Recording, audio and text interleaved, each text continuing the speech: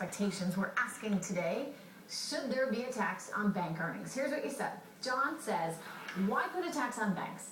So they can pass it on to the consumer in the form of higher fees? No thanks. But bill counters, you mean they're not? Yes.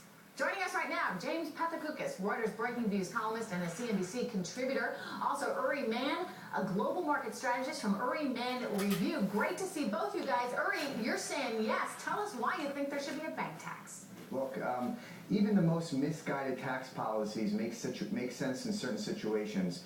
A tax on the banking sector could make sense if it's coordinated globally, but only under certain situations. I would only be in favor of a bank tax if it meant restructuring the entire tax system in this country. Right now, we tax investment instead of taxing consumption. We should eliminate or reduce corporate taxes as much as possible, eliminate or reduce personal taxes, income taxes as much as possible, and instead we should be taxing consumption by instituting a value-added tax.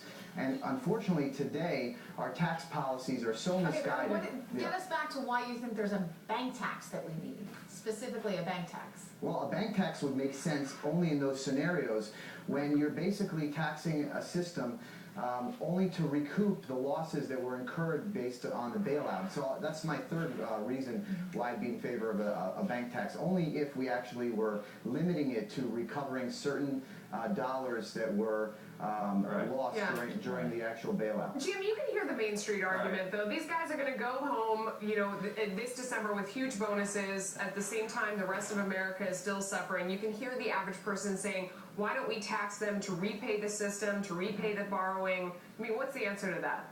Well, remember, the whole supposed rationale for the original bank tax was to repay TARP. But of course, the banks are repaying TARP, which has completely undercut that rationale, which is why this bank tax right now is going nowhere. Remember that this tax was not created, was not proposed for economic reasons. This is a tax created by the White House political team, David Axelrod in particular, to try to defeat Scott Brown in Massachusetts. That didn't work. The things had no momentum, which is why it's not going anywhere. And if you could tell me how this bank tax is going to add 1 decimal point to GDP, how it's going to add 1 job, I'd like to hear it, but I don't think there is an economic rationale. I mean, that's the thing, Uri.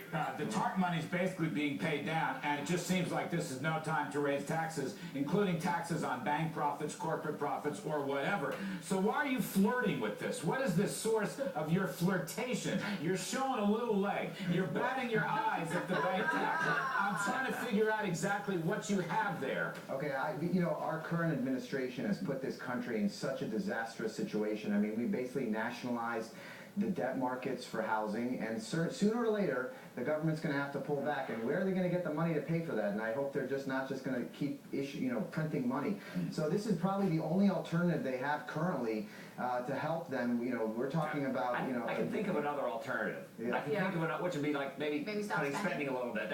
I know it's kind of crazy. I'm going to throw that out there. But Jim, what about the idea? I mean, what if they levied some kind of tax in order to get Freddie and Fannie back on the right track, or help unwind them, or something like that? I mean, I'm trying so hard to be the devil's advocate here. Help me out. Right. Well, I'm not sure why you would want to put a tax on the banks to take care of the the $150 billion that we sunk in Fannie and Freddie. But I will say, purely from what might happen politically, I think that is absolutely possible. During the last days of the negotiations over the Frank Dodd financial reform bill, there was a proposal from Republican Jeb Hensarling to put a tax on banks to help pay for Fannie and Freddie. That went down. I think in this next Congress, banks don't have a lot of friends on either side of the aisle, so I would expect there to be another attempt to put a bank tax, justifying it for some reason, maybe for Fannie and Freddie. Jim, I think bank investors need to worry about that. We know that the banking sector is already on very tenuous ground, given the foreclosure crisis going on right now. What would something like this, a potential tax, mean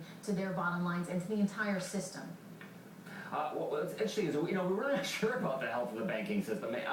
Obviously it's much healthier than it was 2 years ago. We don't know the full fallout from this foreclosure mess, what the losses for that are going to be. We're not sure, again, what this economy is going to look like over the next year. And the tax on top of that, plus remember, we also want, there's also the carried interest still floating around out there. Another $100 billion?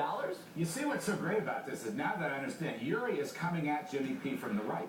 Uri's kind of a flat tax reform, pro-growth guy. He's outflanked me. I didn't know there was any space over there on the right edge, but that is the coolest part of this. Uri, you are terrific. We'd like to see more of you. Hope you come back. Jimmy P., thanks. Thanks ever so much.